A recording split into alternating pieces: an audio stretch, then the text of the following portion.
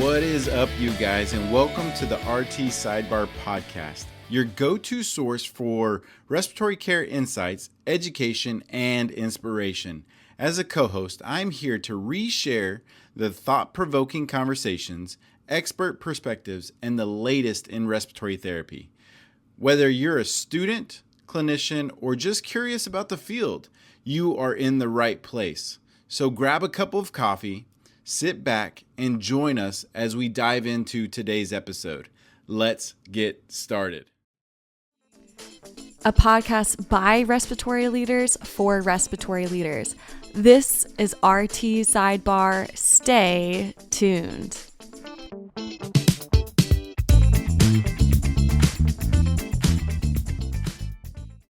Alrighty. I hope you're ready for this one. Here is round two. JJ's went very well, but we are here at AARC 2024. I'm here with one of my dearest friends, Mindy Conford, APRT extraordinaire. It's so great to see you. It's great to see you. Co-hosting again. I love it. So you brought a friend I did. to Orlando. AARC, so we can talk to her, so we can all be a family and be friendly. Yes. So please go ahead. So I want to welcome to RT Sidebar, Maria Madden, a dear friend of mine who took me in when I moved to Maryland. And she is educator at University of Maryland. So welcome, Maria. Thank you. Thanks for having me, guys. So the University of Maryland, great institution. You got something called shock trauma attached to it. So there's so many cool things that you do. So tell us about you. Yeah, so Tom at University of Maryland, people don't realize I started there in 1991 when I was still under 21 years old, and I was a trauma geek. Maria? Yeah. So I don't say I'm a trauma geek anymore. I say I'm a respiratory geek. Okay. Yeah. Awesome. Yeah. Well, we're super excited to have you. Thank you. I know that you have some topics for today. I Some do. interesting ones. Ones that like poke the bear a little bit, like our last one we had together, which was fun. That poked the bear a little bit. That was fun. So after you. Yeah. So today I want to pick Maria's brain about professionalism throughout the profession, especially in a post-COVID world. Oh my God, we're going there. Yes, we're going there. So, Maria, I know that you wrote a paper for AARC, I think you told me. Tell me a little bit about that. So I wrote this paper. It was actually for the adult acute care section about professionalism. And some of my background, I actually did a little industry, and I got to go around to different hospitals. And I love that. So I saw different aspects of respiratory. I loved when I saw therapists owning it, being at bedside, really speaking up, knowing their, being the experts in everything we're covering. And then, unfortunately, I saw the other side of that too, where I'm just going to go sit in the department. And I hate to say that, but that really bothered me. So that's why I ended up kind of writing this and talk about what is a professional? We're professionals, and we need to own our own profession, first of all. We're the experts, and we should be at bedside speaking up for our patients, patient advocates. Yeah, I think that's a very important thing, especially, in the ICU setting. If we're not at bedside, then our voices aren't heard. And if our voices aren't heard, then our patients, eventually pay the price because they might end up on the ventilator a little bit longer. So I definitely think you're right on point with that. You're right. I do get to go to lots of hospitals, and I get to see a lot of different things. And I see the best of the best. 100% see the best of the best. Yeah. Maryland's one of the best. But I also see those that are punching the clock. If you're doing a baby, what's what I said? You're doing a why does it happen? Yeah, and I think it comes back to understanding, why did you go into this profession? What is your why? And I think we always have to come back to it. Like, I just had new grads, and I made them write their why and put it in your locker room and save that. On a bad day, you're looking at that. And if you're having a bad day, go look at your patients. Promise you, they're probably having a worse day than you are. And just remembering why we're here. We're here to take care of someone's loved one. And that's what we got to remember. That could be your mom, your dad, brother, sister, uncle, aunt, your child. So remembering why we're here to take care of patients. What is our why? We all have different whys. We got into this. And just remembering that. And that's what we got to remember. If you're not happy what you're doing, find another respiratory job. There's so many Right. out there. There's so many things you can do. You're right. So Maria, what is your why? Why did you get into respiratory therapy? So interesting. My parents are off the boat. I literally came over here on the boat. And we went back, came over here, then we went back, and they brought us back. They're like, we want you guys to go to college. And I wanted to help people. That was my own thing always. And my why is helping others. So again, my parents only have a fifth grade education. So it was such a big deal for them for me to graduate with a bachelor's degree in respiratory. Huge thing for my parents and my family back in Greece. And then knowing again that I'm there helping other people. My parents just, love that. And I've always wanted to help people and I love that part, but I've also experienced the other side. And I think once I experienced the other side, I've become more passionate again, my why, and then trying to get everybody to remember that we're taking care of someone's sick one. And what they're going to remember is not that nub you gave them, but how you treated the patient and the family. That's what they remember when they leave the hospital. Yeah, I know. When I was at bedside, I thrived on building that relationship with not only my patient but the family members also, because you want them to trust you to care for their family member, especially if they're on the ventilator. So yeah, I think that's very important. So your why, you said, this is why, and then you said you know what it's like to be on the other side. Can you share that? Just having sick family members. My big one, I lost my sister in trauma. So again, kind of with my trauma background. So I just know how it feels and trying to be there for the family members, not just the patient, but explaining the things to the family members and be able to make a difference. A lot of times we can make a difference. We can change outcome too. And that's what many therapists forget, to speak up, walk into the room and just knowing you come to a great conference, you learn something new. If A, B, and C isn't working, why don't you speak up? Hey, can I try this vent strategy or, whatever we're learning. So I recently, you and I talked about it. My dad was recently. My dad is a doctor. He's an EVD, so he's an educator. My mom's an educator. Really, really smart people. And he had to have open heart surgery. And they told me, I feel like a fish out of water. I don't know what they're talking about. I don't know what is right and what is wrong. I don't know how to advocate. I don't know how to do any of it. And my parents are very well educated. And I thought about that for quite a bit, is when you're on the other side, you realize the power you have as a caregiver. It sounded like that kept you motivated. That is powerful. Where are we lacking that motivation? Like, we all have a why. We all have our own story. Your story's fantastic. We all have that moment. Why is it getting lost? Yeah. Why is he getting lost? I don't know. I think there was some burnout with COVID, but I think it's important that we come back and regenerate. I think getting our younger generation pulling in first. We need more therapists. Pulling in more therapists. I think that's what we've learned. We don't have enough therapists in the field. Getting more therapists into the field, so we're doing more quality care again than it's versus quantity. Yes. So I think the quality care is what was missing. We do more quality, we'll feel better. We need to have the time to take care of our patients too. I think that was missing with everything with COVID. We were running around just doing ventilator assessments versus taking the time to talk into the patients and the family members. Yeah, I think a lot of RTs get into this rut where it's just like day in, day out. They do the same thing. They don't change it up. It's kind of relentless to them. They just keep doing that. And they do get burnout. And then you don't have extra RTs in the facility, then you get more added to your plate while you're working. So I feel like a lot of RTs have lost their compassion for the profession. So JJ talked about this briefly on the last podcast. And I think it resonates with all of us because we talk about professions as a changed. And I think it has in a way, but it's not the people. I think it's the process. If you work at a good institution that has good processes, the people come along with. Do you guys agree with that?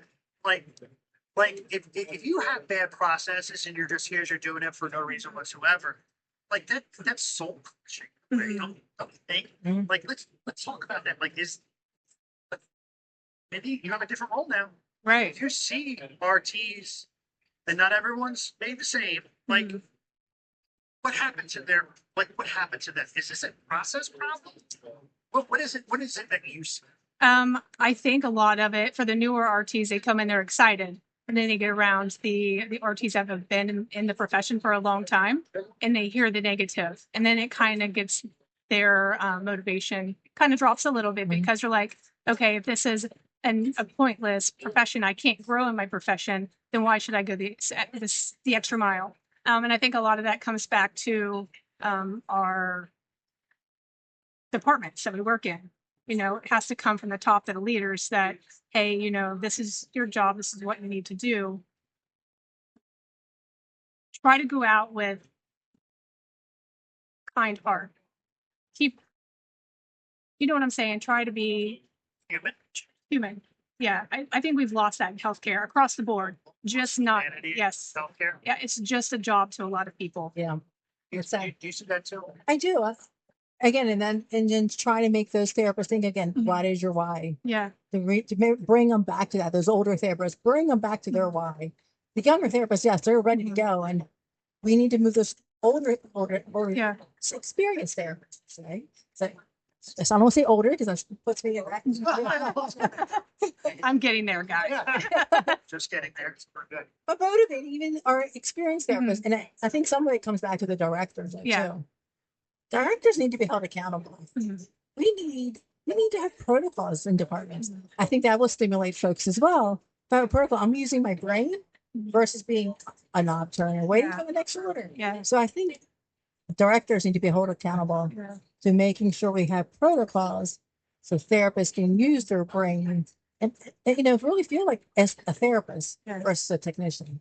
Sometimes I think the directors need to step out of the office and go back to bedside for a while to understand what our therapists are dealing with on a day-to-day basis. I think you just called out the right thing. Mhm. I was a director. I wore a suit every day. When I wore scrubs, things change. I could really start to understand what my therapist went through. I think that's a big caller. Yeah. Directors and managers get out of your office Yeah. and listen. The best thing a leader can do is listen. Yep. And you're right. It's got to start at the top. If you're hiding from your therapist, they're going to hide from you. I think that when I was still at bedside, which is a while ago, I always said if somebody called, they tried everything else before. Like nobody wants to call for help. They don't want that. But if they do, they call because they really need something. Right. Yeah. Like that. So do you think that the apathy of our profession, which is a disease, has that ability? Like, is it the director has to do something? Is it a therapist has to do something? Like, who's responsible for professionalism? Who's responsible? Right? Well, I think each person should be responsible for their own being a professional. The way they appear, we were talking about that. You know, dressing. Can you imagine you're walking into a patient's family member, and if you look like a mess, Yeah. how is that family and the patient going to think of? Boy, they're taking care of me today. Should I be nervous? But again, and approaching them in a professional manner, and then so I think that has to come from each person, each therapist has to earn their professionalism. But also the directors need to also have that discussion with the department. What we expect and reviewing the ERC has code of conduct, reviewing that what our professional organization expects from us as well. Yeah. I think it also falls on the university or facility that you work at. So if RTs or nurses aren't seeing the professionalism come from the top, they're just going to mimic that behavior. And that just leads to a downward spiral. So, wow. So, no matter where you sit in the profession, you have an opportunity to raise the profession. I remember I interviewed somebody that came in flip flops.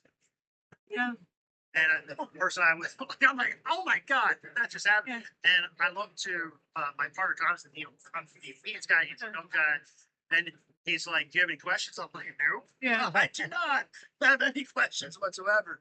But I agree that everybody has to contribute in the way that they can. Directors need to get out some. The therapists need to stop running to the break room. Mm-hmm. The students need to jump off their phones and get in, like jump into this. Like everybody has an opportunity to make this better. Right. When talked about grumpy therapists, how does that end? Or do they just leave the profession? Like how does that end? Because everyone has them, and they are a mentor in a bad way. Yeah. I think it's hard to say that they could not be grumpy because a lot of them are pretty set in their ways. They've been therapists for a while. I think incentives from the department might help, but I don't think that some people can change their outlook on things if they're just miserable. So maybe it's time to change paths. Whether you're in an acute care setting, maybe you need to go to PFTs, or maybe you just need to do floor therapy, or maybe education, or maybe just retire. Yeah, I agree. You know, and again, if someone's miserable, as long as you're not miserable with your patients, is one thing. And then if you're miserable with your coworkers, yes, I think again it comes back to the director having that talk with them. Like Mindy said, maybe you need to change direction. Yeah. Very interesting stuff. I had a time when I was engaged, and it was a time where if I had this one supervisor put me on the floor to give useless tuneups one more time, I was going to scream. And it was the next day I signed up for my bachelor. I think that you have to take some ownership in your work. So, what's the advice that you give a PRT educator? What advice would you give to somebody that's not where they should be, or is unhappy where they are? Yeah, I think they should step back and evaluate what they want. Okay. If you aren't happy being a respiratory therapist or being at bedside, figure out what you want to do and change. That's the only way you're going to feel better. Yeah, I agree. There's so many opportunities in respiratory industry side. Everything you said, teaching, even online teaching now that you could do. So much you can do out there. And if you went into the respiratory profession, there's got to be something that will make you happy again. That's what you got to find. You got to find your why again. Got to find your why. Yeah. Awesome. I like to hear stories. Tell me a story of great professionalism or not so great professionalism. Because we all have a story. Like my person that came in flip flops for an interview. Like we all been there, done that. So what's one of your stories? Either one. Go ahead. You have a story for me? Well, I have one. It just shows how much respect this therapist had. I was at UVA. I'm going to call out Dan Rowley. Doing different things with Dan. We walked into an ICU. I think he was doing a study, but how the multidisciplinary team, the critical care rounds were happening, and they stopped to talk to Dan about his thoughts and opinions on this difficult wean patient, but just showing the value they had of Dan's professional opinion, his expertise, showing, his owning his profession, owning what we do. I just love that. When we walked into the unit and they stopped to talk to Dan. I mean, it was just love seeing stuff like that. Yes. Yeah. Since you said a positive story, I'll go the other way. So, I'll give you spicy. So I was charge therapist. It was a busy week. Walked into the ICU. We had students, they go out throughout the units, and had an RT tell a student, you don't need to be in respiratory therapy. you need to go to nursing. There's more opportunity in nursing. Why would you want to sling nebs the rest of your life? That broke my heart. I took that student. Okay. And that's why I became a clinical preceptor. Yeah. We were at the student speed dating net thing working today, which was awesome. Shout out to Amanda Nickel, put that all together. We were going from table to table. One of the students said, "What do you do when your preceptor is snarky? What do you do when your preceptor is not helpful or just doesn't want to be there?" As you can tell, is how do you handle that, or how do you handle being a brand new therapist that just graduated? So I know you have a bunch of orientees right now. So just graduated, walking into the University of Maryland, and they're seeing snarky people around. How do you keep them motivated to stay engaged, to stay hungry? Because there are going to be people that drag you down. So what do you tell those parents? Because I know you well enough. I know you have that conversation.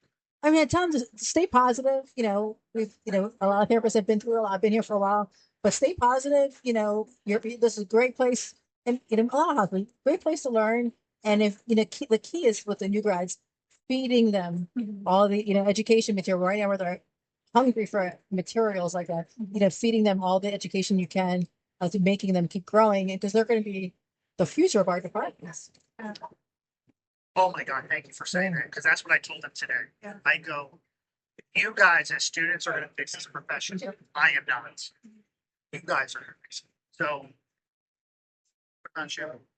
what would you tell a brand new grad to keep them hungry? I like the hungry feed them. Right, feed them. Like that. I agree with that. And I would also encourage them to get involved in the department, outside of the department, because that's important to build relationships with the AARC, the MBRC. Get involved with different things. That way you're well-rounded, you don't get burned out, and you stay away from the negativity. Negativity is tough. It's tough. So I got a really hungry young therapist right now. Shout out. And Adam on night shift, University of Maryland. Shout out on RTC. I see him at the gym, and we're at the same gym. And he's like, "Hey, I worked neurotrauma the other day, and I had these awesome spinal cord patients, and I got some questions. What do you think of this and that?" I was like, "We're at the gym, and the kid's so hungry, for opportunity and thinking outside the box for the patients. Loved it, So just love our younger generation, and then encouraging to come to things like this, continue growing as therapists." Yeah. You're at the gym. It's your time. They're all sweaty. I didn't know, but embarrassed a little bit. But you had to be better. You had a beaming smile. Yes. It just like you're like, oh. I remember when I was a new grad and I was first working, I was so excited to be there. I wanted to learn and grow. Everyone knows my path by now, what I was trying to achieve. But little things would just excite me. And when I would walk into the patient's room and they would remember me because I was so kind and I did their whole entire treatment. I didn't complain. I did their assessment. That made me happy. So that kept me going. I recently had a young respiratory therapist email me about a study. I'm like, "You just email me about a study?" I'm like, "All right, let's talk about it."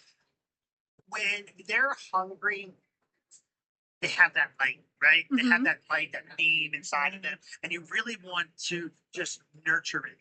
Yeah. And don't just stuff it out. Yeah. So I had the opportunity to meet a new RT. She's been in RT for about a year now. She's from Oregon. Her name's Dakota, and she has so much passion for the profession. So stay tuned because she might be on the next RT sidebar. Oh, nice. I'm looking forward. I want to know her why and what she is looking forward to most about furthering her education and future in respiratory therapy. want to give a quick blurb about what she did? Oh yeah, so It's just pretty cool. yeah, so she's a new mom. She's out of Oregon. She was so excited to be able. She had the opportunity to come to her first AARC conference. She had been to one conference previously. It was Oregon State Conference, and she had just drove her passion. So she actually put out a GoFundMe to help her get here to AARC. I think that was brave, and I'm excited to watch her grow as an RT. I want to get her into everything. I cannot wait to meet her. Yes. Like holy cow. Yeah. What a smart idea. It's a very good idea. So stay tuned. Yeah. That's going to happen over here. See, Yeah.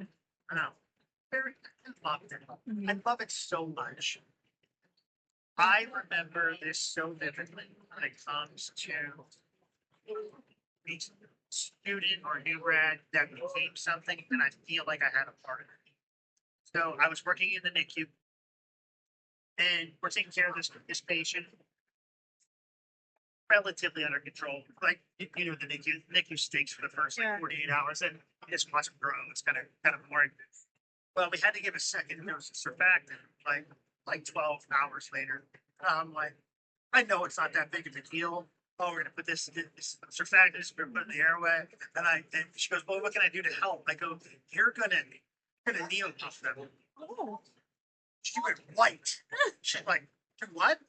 They go, you're going to breathe for them. Now, we as therapists know neopuffs. Yeah. It's hard to do. Went white. Uh-huh. Oh my God. I can't believe I'm gonna do this. Like, you got this. Uh-huh. So get her all set up, and I go, oh, I forgot something. I walked away. Oh. And I was watching her the whole time, and she's like freaking out, and she's like so concentrated Yeah. on her breath, so incredibly concentrated. And she's doing this. Why did you leave me? I go, you're fine. Yeah. Get a surfactant and everything like that. And I left again just to see how she was doing Yeah. it. And you got all done. She goes, I go, you okay? She goes, I've never been more scared in my life, and I've never been more happy in my life. And I'm like, bingo. She became a Uh-huh. manager rather young, like Yeah. after about 8 years. Phenomenal respiratory Uh-huh. therapist. Those are the days Yeah. that make it worthwhile. Yeah. That's my why. Yeah. When you see the light bulb, Mhm. right? When they have that beam, that glow. That glow. Yeah, I think we all remember our first invasive procedure that we did or something we were involved in. Mine was do it during that bedside tray, holding that ET tube. Uh-huh. You know, my therapist is outside the room. I was like, oh yeah, this is so exciting. I was sweating profusely, but it was a great learning experience. Do you think that we don't have enough of those experiences? I tend to agree with you on that one. Not anymore. I feel like it's kind of RTs have lost their passion for teaching at bedside. I agree. And I think if we can bring them that passion and Mhm. professionals. Mm-hmm. Yep. Yeah. Another great episode. Great episode. As always. Thanks, And Marie. everybody's Thank looking you. around. There's Yeah. Jenner here. Jenner here. Small one. Small one. No, that's fine. I just like to pick on her. I seen Jen in the hallway earlier, and she says, "Mindy, I said Ohio State." Oh, she's a Penn State. I know because when they played, Uh-huh. you know, because we were texting each other when Oh, they were yes, I playing know. because the Buckeyes won, right? We- But she's like, I thought of you the whole entire game. Oh. Oh, she's a sweetheart. And Neil, he's practitioner. Yes, she is. Very Oh, good. wow. Yeah. Yeah, it's very good. Yeah. He's been a practitioner of the year. I have. That's what So, Maria, thank you so Mhm. much. You want to ask the fun question though, right? Before we get a shout outs? Oh, Maria, I know that you are Greek, correct? I got to experience my first Greek restaurant last night with Maria It was fun. and her husband. Tell me a little bit about your background in Greek, and then do they always dance like that at weddings? Yes. Okay. Always dance like that. We hold hands, dance in a circle. Yeah. But instead of they were throwing napkins last night, we threw out money Oh, at a big event. I'm like, I want a Greek wedding. I want to. Oh yeah. So I love Greek dancing. I was actually a director of a Greek folk dance group for teenagers. growing up. Yeah. It was so fun. It was It was so fun. So, and the food was delicious. But seeing Maria up there Greek dancing was priceless. Yeah. So, Maria, would you like to shout out? Well, just a shout out to all the therapists for the ones especially attending here. you know, having the passion, going out to learning more, and hopefully everybody takes it back to the hospital. Yeah. I got a shout out to the AARC for putting on a fantastic Congress 2024 here in Orlando. Day one, but it's been awesome so far. Yeah. Great to Yes, they put together. Yeah, really good. I want to shout out you two. I just enjoy when I get to hang out with you guys. So you guys are my shout outs. So thank you so Thank you. much for a great podcast. So great. As always, you'll see me again. The Ohio State. I think I brought the Ohio State t-shirt with me. Did you really? I think so. Oh, I don't want to wear it, but I might have to. So I'll take a picture, guys. I can prove that he wore the Ohio You State have t-shirt. the University of Maryland t-shirt. Oh, yeah. You're a customer. All right. So to all of our friends back outside of the AARC, we are going to say stay tuned. Other episodes are coming. They're turning off the lights, so I think we got to go. All right. So, Maria, thank you so much, Thank you. As always. as always, and thank you, AARC. Lisa, thank you. We are out. Out.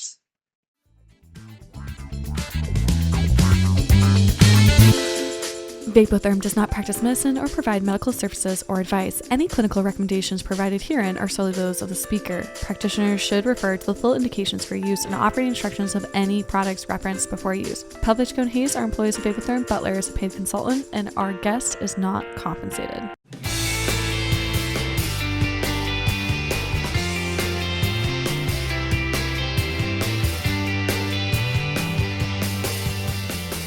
Thank you for tuning in to the RT Sidebar podcast. I hope you found today's episode as insightful and inspiring as I did. If you enjoyed the content, don't forget to hit the like button, subscribe to the channel, and turn on notifications so you never miss an episode. Got questions, comments, or a topic you'd love to hear about? Drop them in the comments below. I'd love to hear from you. Until next time, keep breathing easy, and I will see you in the next episode.